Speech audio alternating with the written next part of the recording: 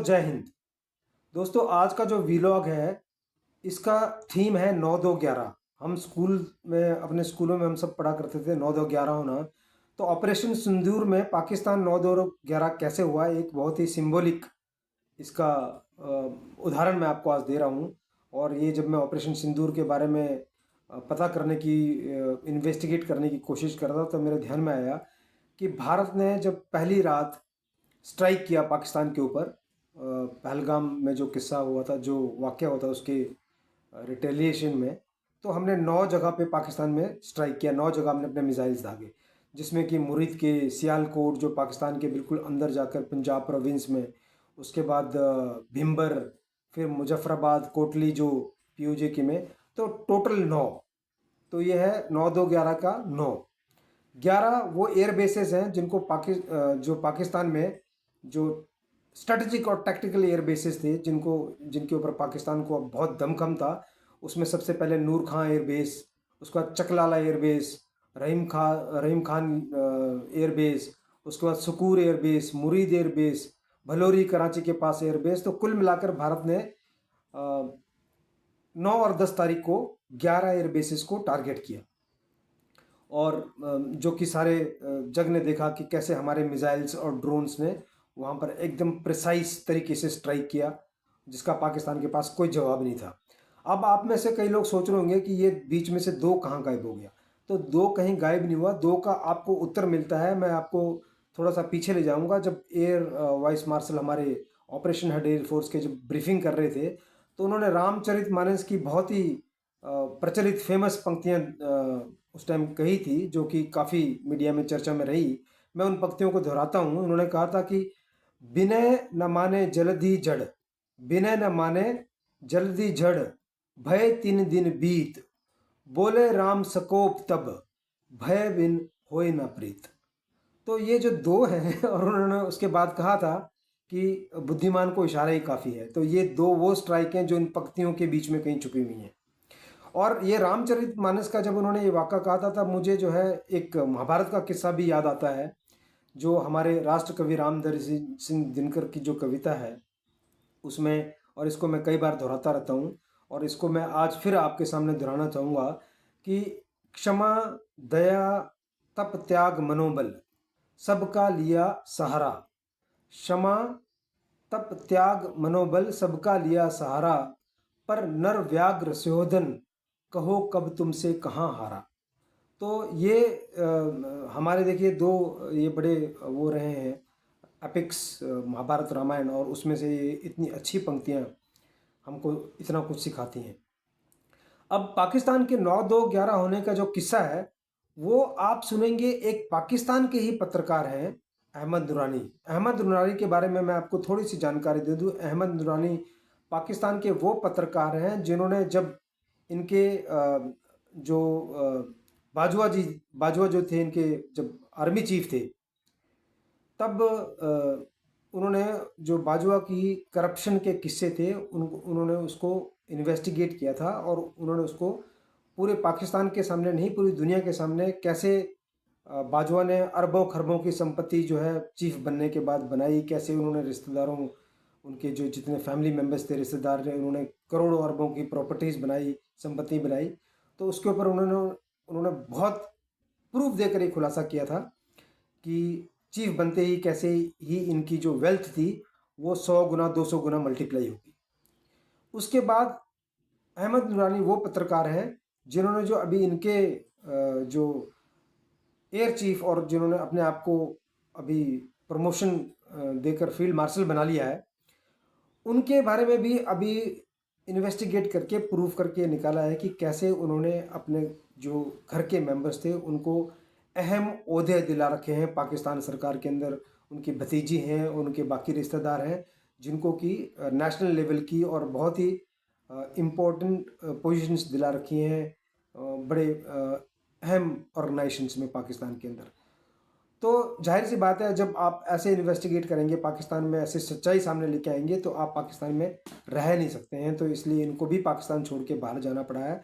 पर ये अपना काम अभी भी, चाहे इनको पाकिस्तान में बैन कर दिया गया है, इनके पीछे आईसीआई लगी हुई है, इनकी जान को खतरा है, पर ये फिर भी अभी कहीं दूसरी लोकेशन से जाकर ये इन्वेस्टिगेट करते रहते हैं और ये सच्चाई को सामने लाने की कोशिश करते हैं, जो सचमुच तारीफ़ के काबिल है। क्योंकि पाकिस्तान में फ़ौज के अगेंस्ट या आईएसए के अगेंस्ट कुछ कहना, इन्वेस्टिगेट करना या उसके बारे में सोचना भी अपने आप में बहुत ही एक डेंजरस चीज़ मानी जाती है। इसके बारे में लोग सोचते भी नहीं हैं। तभी आप देखेंगे कैसे पाकिस्तान में हर चीज़ को जो है वो एक नया रंग दिया जाता है। जो पाकिस्तान की फ़ौज का रंग होता है वो चोला उनको पहनाया जाता है। इसके बारे में आपको अब आप सुनेंगे अहमद उरानी क्या कह रहे हैं, कैसे पाकिस्तान ने ऑपरेशन सिंदूर में बिना कुछ किए एक फॉल्स एजेंडा क्रिएट किया पाकिस्तान की जनता के सामने। और रोज़ धमकियाँ वो देते रहते हैं कि हम अगर पानी बंद हुआ तो हम स्ट्राइक करेंगे। पर अहमद दुरानी आप बता रहे हैं कि पानी, तो वो खुद बोल रहे हैं कि पानी बंद हो चुका है। भारत जब मन करता है तब पानी जो है वो पानी का फ्लो खोल देता है, स्टार्ट कर देता है, और जब मन कर देता है बंद करता है। पर पाकिस्तान में बयानबाजी के अलावा कुछ नहीं हो रहा है। ऑपरेशन सिंदूर में भारत ने कैसे हमले किए, कैसे उनका प्रूफ दुनिया के सामने रखा, इसके बारे में आप अहमद नुरानी की ज़ुबानी ही सुनिए। और मुझे उम्मीद है कि पाकिस्तान में जो लोग प्रोपेगेंडा कर रहे हैं और जो जैसे कि उनका इतिहास है कि झूठी जीत जो है वो डिक्लेयर कर कर और जो है पूरे पाकिस्तान को बेवकूफ़ बनाते हैं, कुछ लोगों की मेरे ख्याल से नज़रें ज़रूर खुलेंगी। कुछ लोगों के दिमाग में ज़रूर ये सवाल उठाएगा कि हम कब तक बेवकूफ़ बनते रहेंगे। तो अब आप सुनिए अहमद नुरानी को। धन्यवाद। जय हिंद। अपने अहम मौजू की तरफ चलते हैं और ये मौजू है इस हवाले से कि वज़ीर-ए-आज़म ने ये बयान दिया था कल कि भारत किसी भी सूरत में जो है वो पाकिस्तान का पानी बंद नहीं कर सकता। मैं आपके सामने जो जो कहा गया वो और जो हकीकी सूरत हाल है वो रखना चाहता हूँ। बात ये है कि भारत कर तो नहीं सकता, ये तो वज़ीर-ए-आज़म कह रहे हैं, लेकिन भारत ने पानी तो बंद कर दिया है। पानी तो अब बंद है, ठीक है ना जी। वो तो उसी वक्त ही खोलते हैं जब उनका जो वो डैम फुल हो जाता है, भर जाता है, तो जितनी एक्सेसिव होता है वो उस वक्त तक वो खोल रहे हैं दरवाजे दरियाच ने आपके, जब तक वो उसका अल्टरनेट जो फौरी तौर पे हंगामी बुनियादों पे जो काम कर रहे हैं डाइवर्ट करने का पानी को दूसरी तरफ, जब तक वो मुकम्मल नहीं होता पाकिस्तान कुछ भी नहीं कर सक रहा।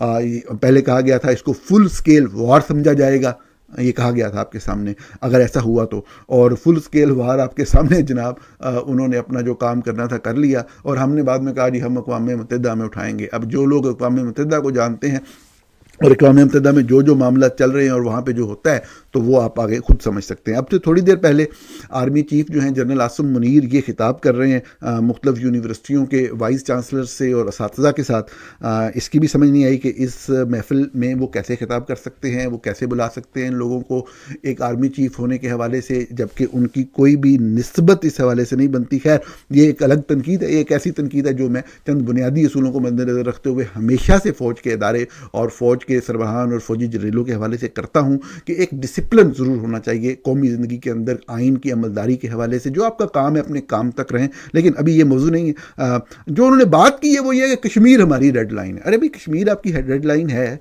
तो अब आप क्या करेंगे? कश्मीर अगर आपकी रेड लाइन है तो कश्मीर के अंदर ही वो है, वो डैम है जिसके ज़रिए पानी रोक दिया गया है। जो भी इंडिया ने कहा है कि जी हम ये कर देंगे और हम फलां चीज़ बंद कर देंगे, वो उन्होंने तो सारा कुछ कर दिया। बात यह है कि आपने क्या किया, सवाए इसके कि आपने 10 मई को मीडिया पे खबरें चलाई कि जी हमने ये 26 जगह पे हमले कर दिए, और आपने जो जगहें बताई वहाँ से कोई भी एविडेंस कलेक्ट नहीं हो सका हमले का, और आपने मीडिया के ऊपर एक सेल्फ प्रोक्लेम्ड आपने फतह का ऐलान भी कर दिया। हालांकि ये एक क्लैश था। पहले दिन हमारी 9 जगहें जो हैं वो हिट हुई। एक डॉग फाइट के दौरान हमने उनके त्यारे गिराए, लेकिन त्यारे बजाय हम 20 गिरा लेते जो हमारे मुल्क के अंदर मेन लैंड पाकिस्तान में हमारे शहरों के ऊपर जो मिसाइल फायर हुए थे, उसका जवाब तो मिसाइल से ही हो सकता है, उसका जवाब तो त्यारे गिरने से बहरहाल नहीं हो सकता, जिसके अंदर अमूमी तौर पर कोई जानी नुकसान भी नहीं होता। अब बात यह है कि हमले का जवाब तो हमले से ही हो सकता है। अब जब 10 तारीख को 10 से पहले तो जो भारत के ड्रोन से वो पूरे पाकिस्तान के ऊपर गर्दिश करते रहे, हमारे ड्रोन नहीं जा सके। हमने यहाँ खबर ज़रूर चलवा दी है कि दिल्ली तक गए हैं हमारे ड्रोन, लेकिन कोई भी उसका सबूत या एविडेंस हम किसी भी तरीके से नहीं ला सके सामने। उनके ड्रोन के सबूत हमारे पाकिस्तान के हर शहर से हमारे अपने लोग जो हैं वो शेयर करते रहे।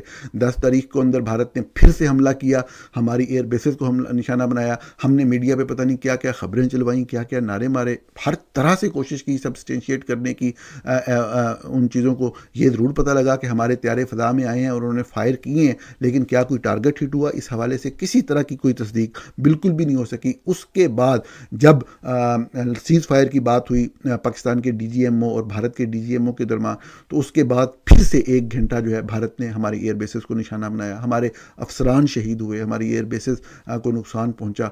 हद है, हद है। और हमने वहाँ टीवी पे ये चला दिया जी हमने बदला ले लिया, हमने भारत को ये कर दिया। अब तक हम ये कर रहे हैं, मुसलसल कर रहे हैं, झूठ बोली चले जा रहे हैं, और भारत ने जो करना है वो कर चुका है। बात ये है कि आप अगर एक कौम के तौर पे आगे चलना चाहते हैं तो आप आगे चलते हैं, पीछे नहीं देखते।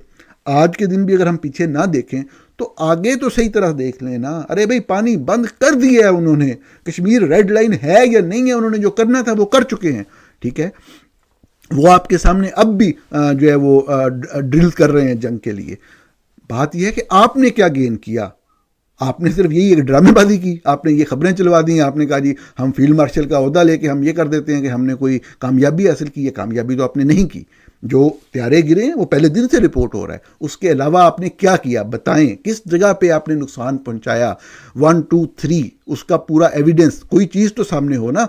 भारत के अंदर तो इस चीज़ के ऊपर लड़ाई पड़ी हुई है कि आपने सीज फायर क्यों किया, आपने क्यों इनको सबक नहीं सिखाया। बजाय इसके कि हम भारत को सबक सिखाते, हमने झूठ के ऊपर इक्तफा किया और सारे मामले को एक रंग ही दूसरा दे दिया।